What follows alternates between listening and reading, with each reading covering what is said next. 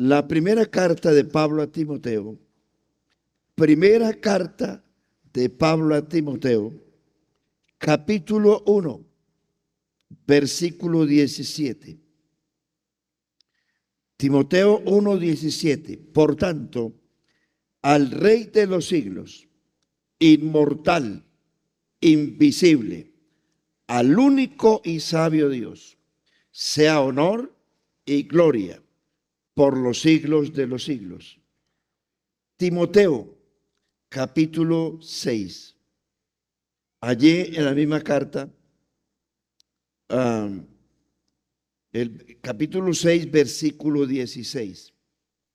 Al único que tiene inmortalidad, que habita en luz inaccesible, a quien ninguno de los hombres ha visto ni puede ver, al cual sea la gloria y el imperio sempiterno. Amén. Oremos. Señor Jesús, gracias por tu palabra maravillosa. Gracias, Señor, por el Evangelio. Gracias, Señor, porque tú has sido maravilloso con nosotros. Enséñanos tu palabra y glorifica tu nombre en medio de nosotros, para la gloria de Dios. Amén. Estos dos textos que les acabo de leer son muy similares. Los dos hablan del único Dios. Gloria al Señor. Por tanto, al Rey de los siglos, inmortal, invisible, al único y sabio Dios, sea honor y gloria por los siglos de los siglos. Y el último, al único que tiene inmortalidad. Importante eso, ¿no? El único que tiene inmortalidad. Sea honor, pero me llama la atención el texto completo.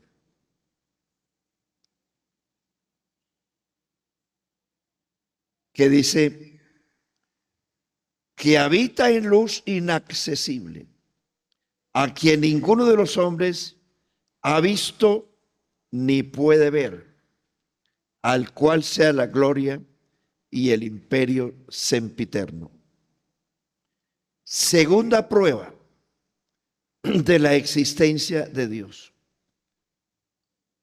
La primera prueba que les decía yo esta semana, aparte de la introducción que les hice con respecto a la existencia real de Dios, lo digo con insistencia, hermanos, porque en el mundo el 70% más o menos está diagnosticado así. Más o menos un 70% de la población es atea o es incrédula o son escépticos. Un 30% de la población del mundo posee alguna religión, tiene alguna religión, cree de una u otra manera en un Dios creador, por diferentes circunstancias. Algunos creen en Dios por lo que ven, por las cosas visibles y tangibles. Otros creemos en Dios por lo que no vemos, por la fe. Por la fe entendemos haber sido constituido el universo, de modo que lo que se ve fue hecho de lo que no se veía. Nosotros creemos en un Dios invisible por la fe. Nosotros no creemos solo por lo que vemos. La iglesia cree en Jesucristo y en Dios por lo que ha sentido. Yo estoy seguro, hermanos, que si hiciéramos historia de cada uno de nosotros, cada uno de nosotros tenemos una historia que contar. y no una historia buena. La mayoría de nosotros tenemos una historia negra en el pasado, que solo Dios la pudo cambiar. La mayoría de nosotros fuimos religiosos, pero la religión no nos cambió. ¿Se acuerda usted que éramos religiosos y practicamos todo lo que la religión decía? Pero nada nos cambió. Pero cuando vinimos a Jesucristo, podemos experimentar que el poder de Dios sí nos cambió. Al menos eso creo yo. Porque si usted está aquí y no está en una cantina o en la perdición, fue porque Dios lo cambió. Y aunque suene repetitivo esto, hermanos, tenemos que ser agradecidos por lo que Dios ha hecho con nosotros. Somos nuevas criaturas gracias a la gracia de Dios. Entonces, la segunda prueba de la existencia de Dios es que Él es único, indivisible y que Él es espíritu. A los amigos que nos ven y nos oyen, les reiteramos eso. Nosotros no creemos en un Dios que se ve, porque el Dios de nosotros y el Dios del universo es espíritu. Es único, indivisible e invisible. Único, que no hay más. Indivisible, que no se puede dividir. Invisible, que no se ve.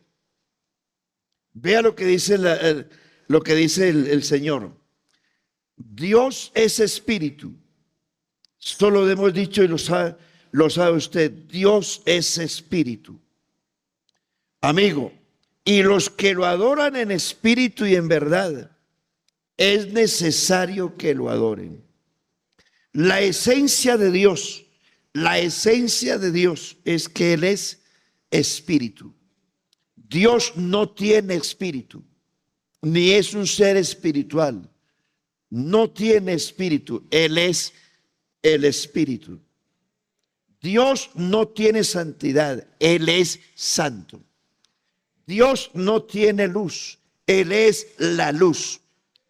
Dios no es un camino, es el camino. Dios no es una verdad, es la verdad. Dios no es un salvador, es el Salvador. Dios no es un Dios, es el único Dios. Es el único Dios. Entonces, la esencia de Dios es que Él es, no tiene espíritu, es espíritu. No tiene amor, Dios es amor.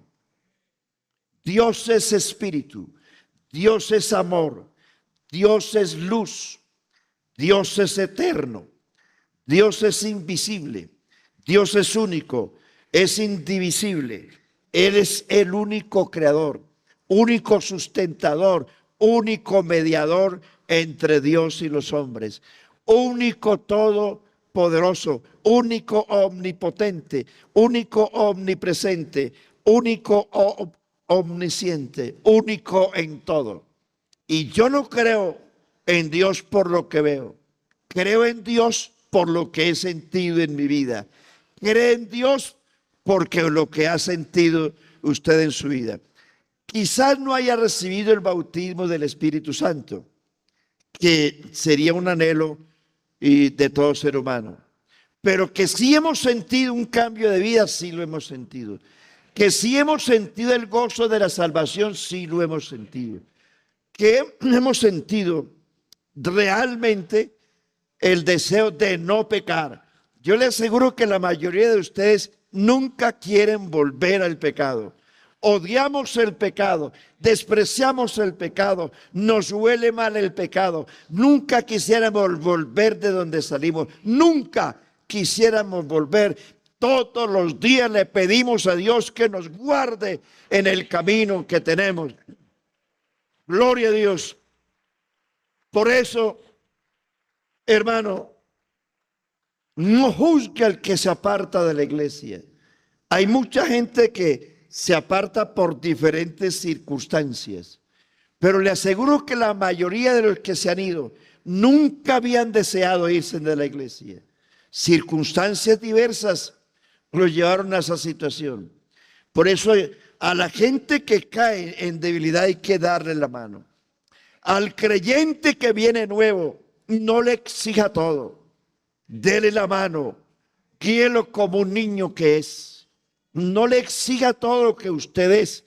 Usted llegó a la iglesia un día y no sabía orar. No sabía leer la Biblia. No sabía cantar. No, nada sabía. Pero la iglesia que lo acogió le fue enseñando. Le fue enseñando. Uno llega del mundo con ciertos resabios y cositas bobaditas del mundo. No intente quitarle a la gente esas bobaditas del mundo. Dele la mano y deje que Dios haga lo demás.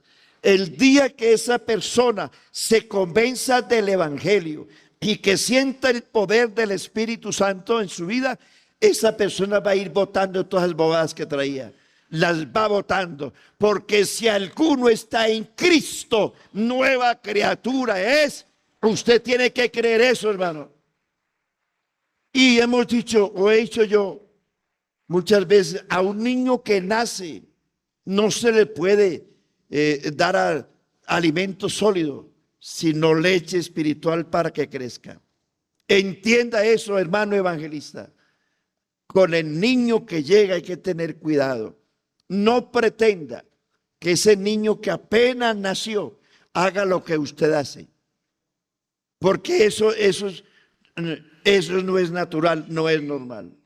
Paciencia y no critique a los que vienen así. Porque si Dios lo trajo, por algo vino a la iglesia. La gente no viene a la iglesia por capricho. Aquí yo he dicho muchas veces, ¿cuánta gente usted invita a la iglesia y no viene? Pero ¿cuánta gente viene a la iglesia que usted no invitó? ¿A usted quién lo invitó? No. Yo sentí una vez, pasé por aquí y oí el culto y me gustó. Así que, hermano, usted hace un trabajo, pero Dios hace otro también. Porque para Dios no hay nada imposible. Dios quiere que la gente se salve, hermano querido. Y a veces nosotros con nuestra lengua sacamos la gente en vez de entrarlos. Deje que Dios haga la obra. La obra es de Dios. Bendito el nombre de Jesús. ¿Usted cree que cómo era Pablo? Usted ha leído la historia de él, de Saulo. Pero ¿quién fue Pablo? ¿Quién fue Saulo de Tarso? El más grande misionero de la iglesia. Gloria a Dios. ¿Quién fue la mujer samaritana? 5 maridos has tenido y el que tiene no es tu marido. Y fue la grande misionera la que trajo a los samaritanos al Señor. Y así en ese orden, hermano. Bendito el nombre de Jesús. Entonces la segunda prueba es que Dios es espíritu. Dios no es hombre. Y le leo algunos versículos. La Biblia dice en Oseas 11:8. Números 23:19.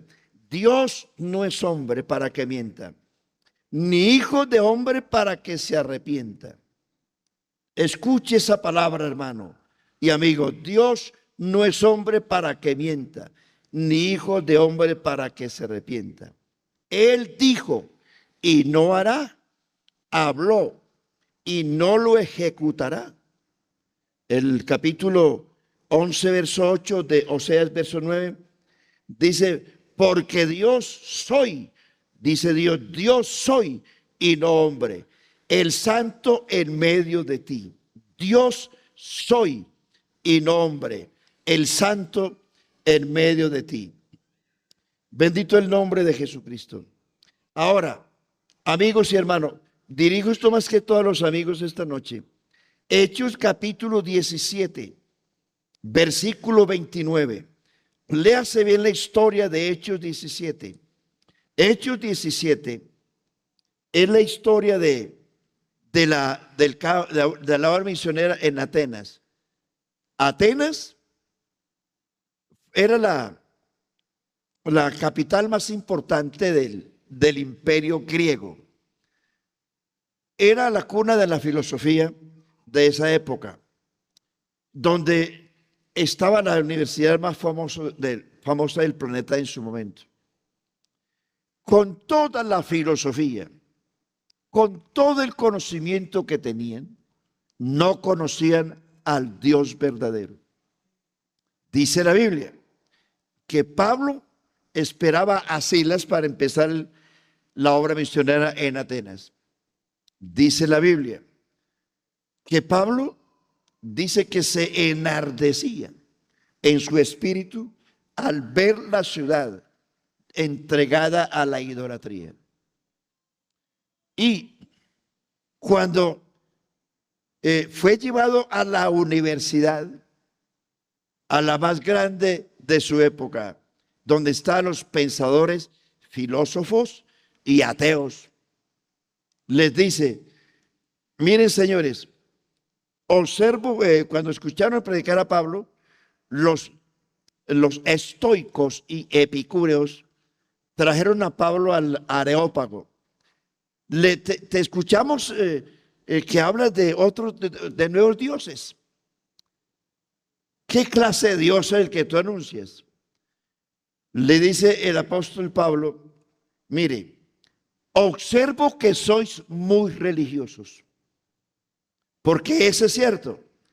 El país, la cultura se distingue por la parte religiosa. Digamos que en este continente, sobre todo en la parte sur del continente americano, es un continente demasiado religioso.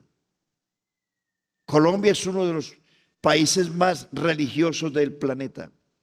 Pero aparte de ser religioso, son los países más idólatras. Porque ser religioso no es ser cristiano. La idolatría es lo que lleva a la religión. Y la religión y la idolatría lleva también a la astrología. ¿Cuánta gente que es religiosa anda con sus atuendos, sus cristos, sus camándulas, y acuden a los espiritistas, a las brujas, a los adivinos, sortílegos, hechiceros, y son religiosos? Porque sus dioses no definen lo que son. Andan de un lado para otro. No saben ni en qué creen. Si en este santo, en aquel, o en la bruja de la esquina, o en el adivino de la esquina, o en el sortílego. Va donde la bruja a que le recete hierbas, en fin, un montón de cosas, y es religioso. Y es religioso. Los brujos, los adivinos y los magos, usted los oye, que trabajan con ídolos, imágenes de ídolos, supuestamente de los santos y de las vírgenes. Porque detrás de todo eso, amigos, hay un espíritu diabólico del demonio. Entonces Pablo le dice: miren, yo veo que ustedes son muy religiosos, porque pasé por todas partes y en todas partes vi santuarios. Pablo identificó que eran religiosos porque hay muchos santuarios y en cada santuario había una imagen. Como hoy existe en cualquier curva fea de la carretera una imagen, en cualquier morro una imagen, en cualquier cordillera, porque esa cultura los caracteriza como muy buenos religiosos. Son buenos religiosos, pero amigos, ser buen religioso no es un buen cristiano. No es ser cristiano. Ser religioso no es ser cristiano. Adorar ídolos no es ser cristiano. Es al contrario. Y le dice Pablo: ¿por qué distingo que son muy religiosos? Porque por todas partes veo imágenes de dioses de toda clase.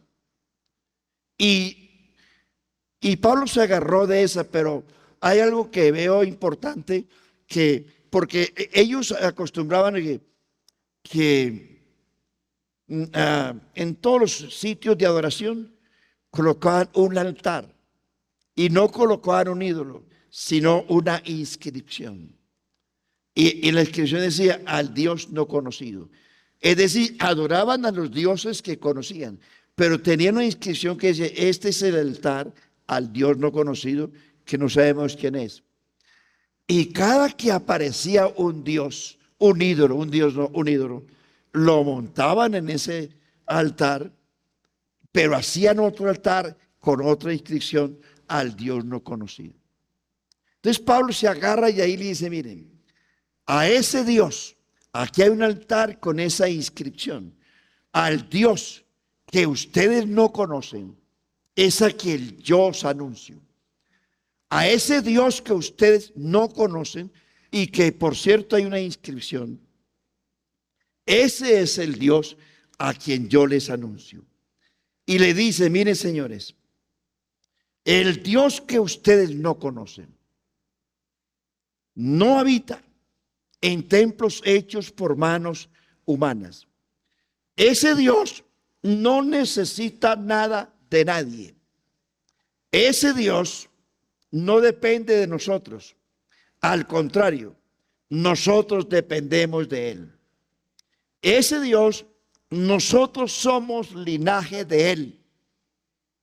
Y le dice, siendo pues linaje de Dios, no debemos pensar que su divinidad sea semejante a oro o plata, o piedra, escultura de arte y de imaginación de hombres. Mire usted cómo los enfrenta. El Dios que ustedes no conocen no es una imagen. No se puede comparar su divinidad o semejanza a oro. Y lo digo con respeto a los amigos. Si usted quiere ser salvo, en el nombre de Jesús se lo digo, debe renunciar a la idolatría. Solo hay un Dios verdadero. Solo hay un Dios vivo. Solo hay un Dios invisible, indivisible, sempiterno, inmortal. Solo. No venga al templo buscando dónde está la imagen de fulano de tal. Aquí no va a haber imágenes, porque aquí adoramos al Dios que no vemos, al Dios que es espíritu, pero que estoy seguro que está aquí en medio de nosotros, aunque no se ve. Entonces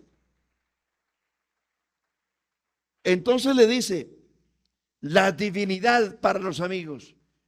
Créame, lo digo con amor y con cariño. Dios no es comparable al oro, ni a la plata, ni a las piedras, ni a la escultura, ni a la imaginación de los hombres. Y fíjese usted lo que Pablo dice en el versículo 30. Mire que Pablo llama ese tipo de cultos, lo llama ignorancia. Dice, pero Dios ha pasado por alto los tiempos de esta ignorancia. ¿Cuál ignorancia? El que adora ídolos. Porque si usted viene el contexto, está hablando de eso. Está diciendo, no comparen la divinidad de Dios con el oro, la plata, la piedra o la imagen, la escultura. No lo comparen. Pero dice, pero Dios ha pasado por alto los tiempos de esta ignorancia. Y ahora manda a todos los hombres a que se arrepientan, por cuanto ha establecido un día en el cual juzgará al mundo con justicia, por aquel varón a quien designó dando fe a todos, con haberle levantado de los muertos. Amigo, es ignorancia la idolatría. Ahora, sigo leyendo la Biblia.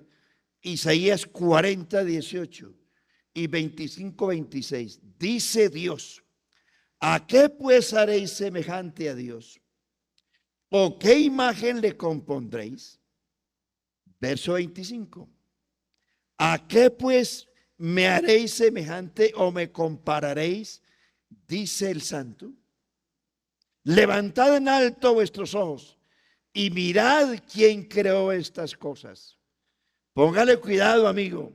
Levantad en alto vuestros ojos y mirad quién creó estas cosas. Levanta tus ojos al cielo y mira el sol, la luna, las estrellas y la lluvia. Y pregunta, ¿quién creó estas cosas? Él saca y cuenta su ejército. A todas llama por sus nombres. Ninguna faltará. Tal es la grandeza de su fuerza y el poder de su dominio.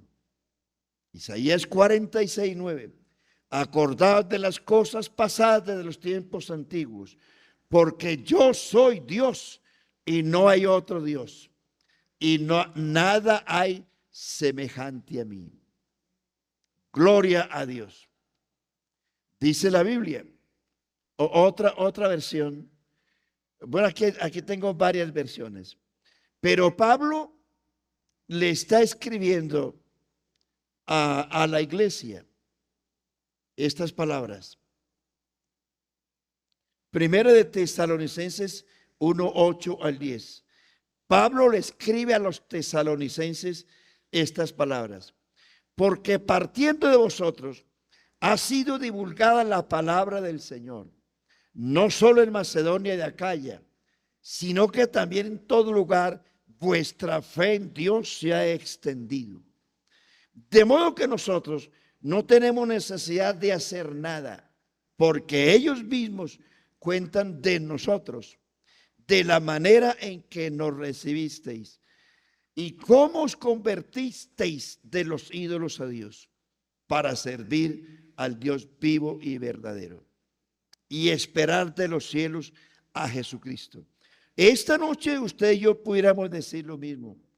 ¿Cómo nos convertimos de los ídolos al Dios vivo y verdadero? Pablo está dando testimonio de que los macedonios eran un pueblo idólatra. Hay algunos versículos más que quiero leer.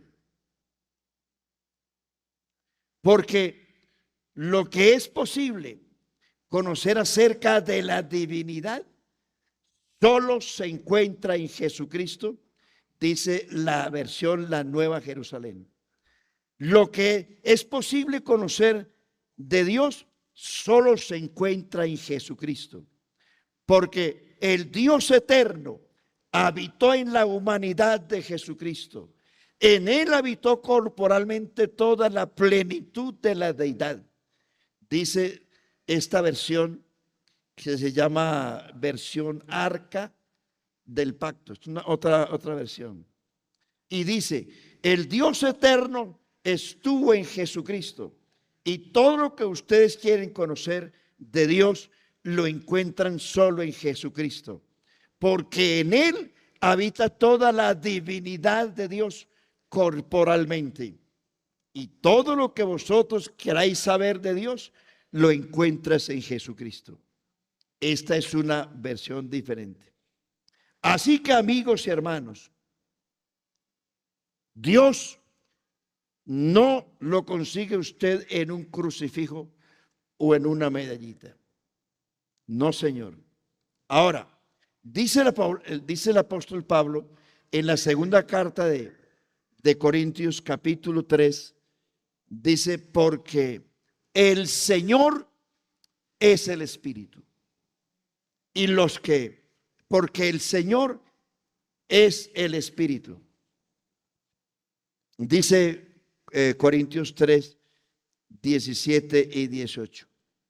Un astronauta ruso le preguntó a un astronauta gringo, bueno, ¿usted qué fue al espacio?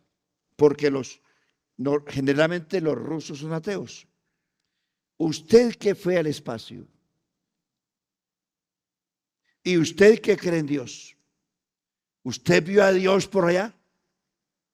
El gringo le respondió, yo no fui a buscar a Dios en los astros, porque yo tengo a Dios. Porque si tengo a Cristo, tengo a Dios. Si yo tengo a Cristo, Dios estaba en Cristo reconciliando consigo al mundo. Usted no tiene que ir al espacio a tratar de buscar a Dios, porque no lo va a encontrar en ninguna parte. A Dios lo encuentra en el corazón de la iglesia. Porque Proverbios capítulo 1 dice: me gozaré enormemente en la parte habitable de la tierra. La parte habitable de la tierra en este momento para Dios es la iglesia. En el Antiguo Testamento Dios habitó en el tabernáculo de manera superficial, porque Dios no habitó en el corazón de ninguno. Dios hablaba desde el tabernáculo cuando hubo el tabernáculo, y Dios hablaba desde allí. Después fue el templo. Dios habló desde el templo, y dice Dios, cuando se inauguró el templo: ahora mi presencia estará aquí en este lugar, mi nombre estará aquí. Recuerden que el nombre de Jesús representa la presencia de Dios. Donde hay 2 o 3 congregados en mi nombre, allí estoy yo. Porque el nombre de Jesús representa eso. Si el nombre de Jesús está aquí, la presencia de Dios está aquí. Por eso la Biblia dice que todo lo que hacemos hay que hacerlo en el nombre de Jesús. Colosenses 3, 16 y 17. Todo lo que hacéis, de palabra o de hecho, hacedlo todo en el nombre de Jesús. Iglesia, nosotros tenemos que ubicarnos. El nombre de Jesús tiene poder sobre todo. La sangre de Cristo es la que nos limpia de todo pecado. La sangre de Cristo es para limpieza de nuestros pecados. Por eso cuando usted va a orar por un enfermo, usted tiene que invocar es el nombre de Jesucristo. Porque el nombre de Jesucristo es la presencia de Dios. Y claro, la gente lo hace de buena fe.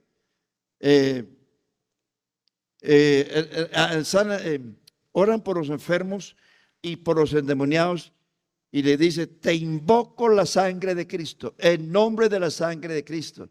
No es así.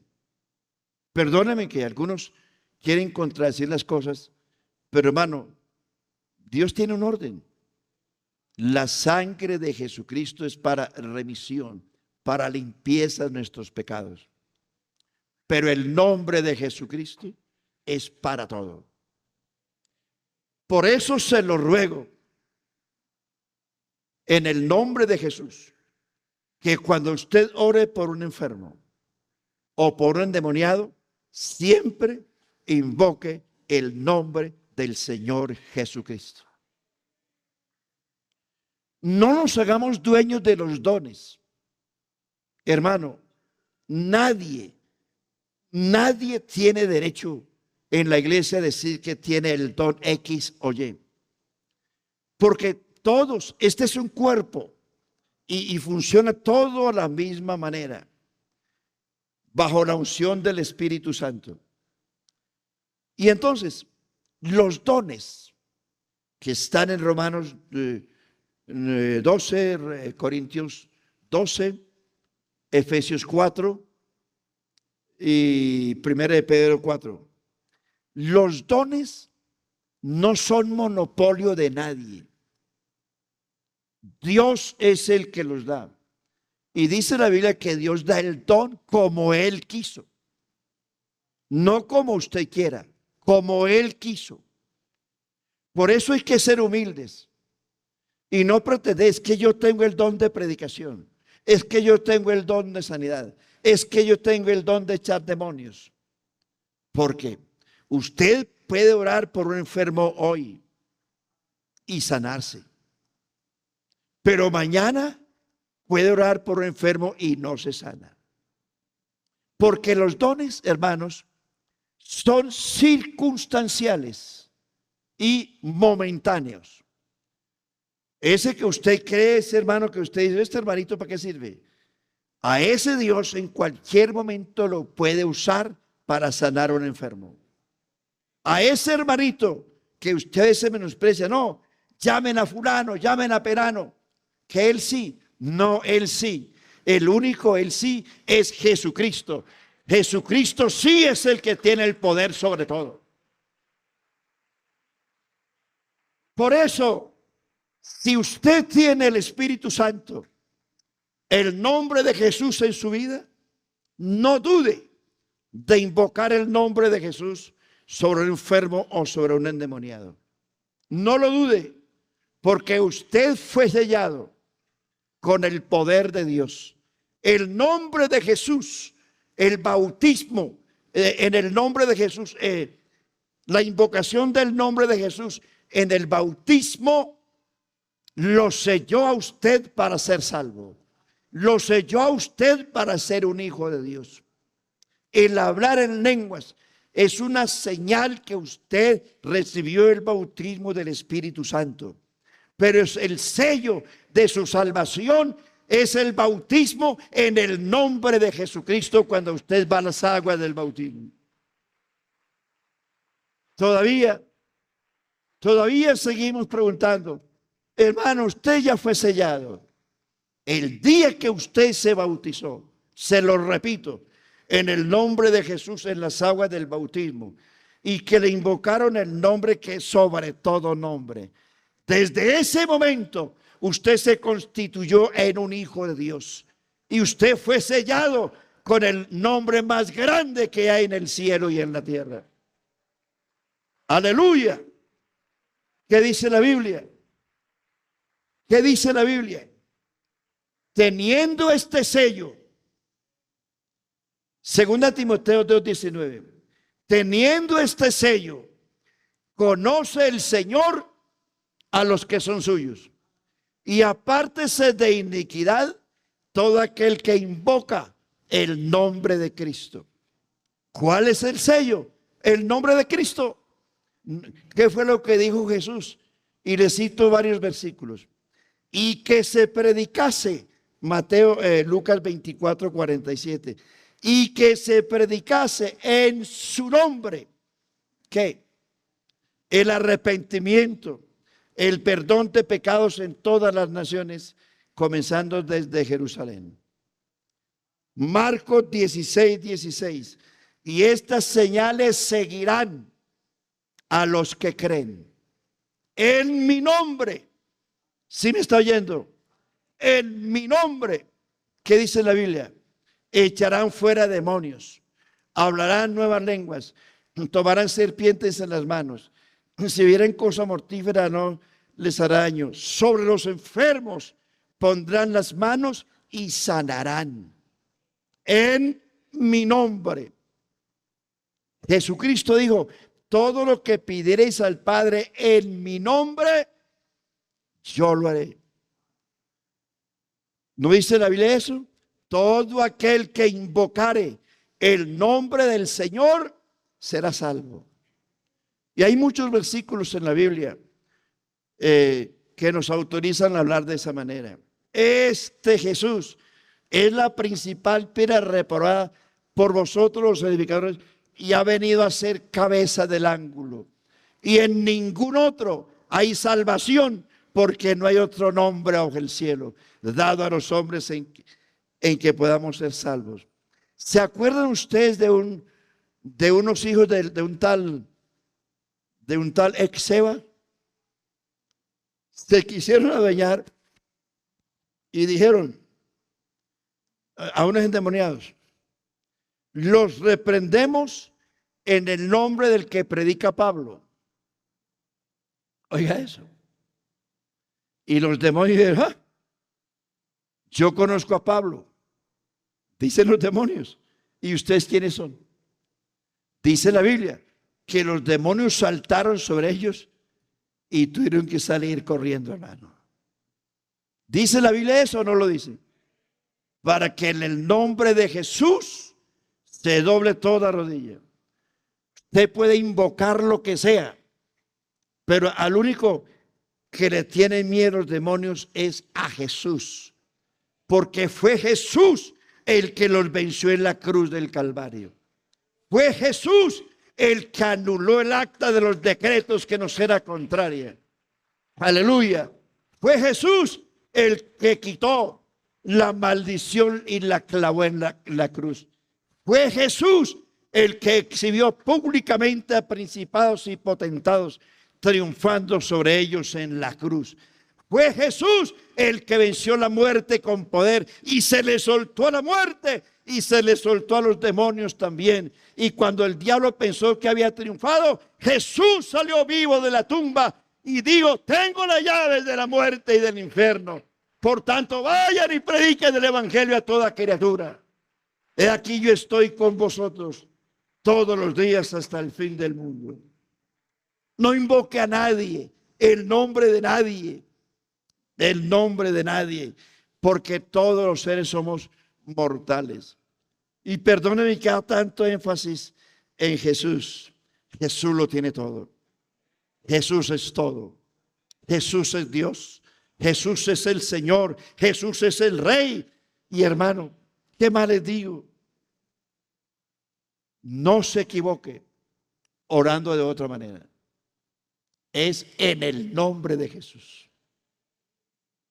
Dios le bendiga, hermanos. Prueba segunda de que existe Dios. El Dios como espíritu invisible, único, eterno, indivisible, inmortal. El único que tiene inmortalidad. Amigo, y es el único que puede responder nuestras oraciones. No crean el que se murió. Dios lo bendiga. Si se murió en Cristo, está en el paraíso. Si no, déjelo ahí. Pero no a los amigos. Ningún ser humano es inmortal. Nosotros caminamos a la inmortalidad. Porque Romanos 2:7 dice que nosotros buscamos gloria, honra e inmortalidad. Buscamos. Se tiene, se guarda lo que se tiene. Se busca lo que no se tiene. Nosotros buscamos la unidad del Espíritu porque no la tenemos todavía. Y buscamos gloria, honra e inmortalidad porque no la tenemos todavía. ¿Cuándo tendremos nosotros la inmortalidad?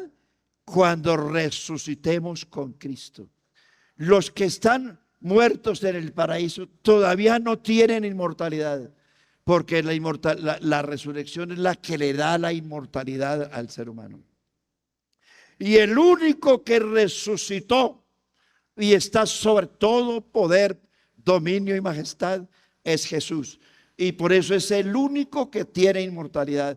Y es el único que puede responder en nuestras oraciones.